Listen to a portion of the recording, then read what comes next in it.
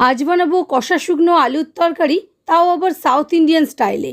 এর জন্য কড়াতে 2 টেবিল চামচ রিফাইন সয়াবিন তেল গরম করে হাফ চামচ করে কালো সর্ষে, গোটা জিরে আর হিং ফোড়নে দেবো। ফোড়ন ক্র্যাকেল করলে 2টো মিডিয়াম সাইজের পেঁয়াজ চপ করে অ্যাড করে দেবো। পেঁয়াজ আধ ভাজা হলে আদা রসুন বাটা, কারি পাতা অ্যাড করে একটু ভেজে 2টো মিডিয়াম সাইজের টমেটো চপ করে অ্যাড করে দেবো।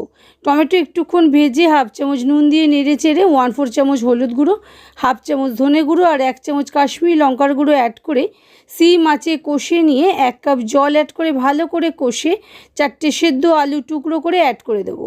এবার পরিমাণ মতো নুন অ্যাড করে সিম আঁচে ঢাকা দিয়ে 10 মিনিট রান্না করে নিলেই রেডি সাউথ স্টাইলে কষা শুকনো আলুর তরকারি। আমি এটা লেয়ার্ড পরোটার সঙ্গে সার্ভ করেছি। আপনারা চাইলে এই কম্বোটা ইফতারেও ট্রাই করতে পারেন। রেসিপিটা বাড়িতে একবার অবশ্যই ট্রাই করবেন, আর কেমন হয়েছে আমাকে কমেন্টে জানাতে একেবারেই ভুলবেন না।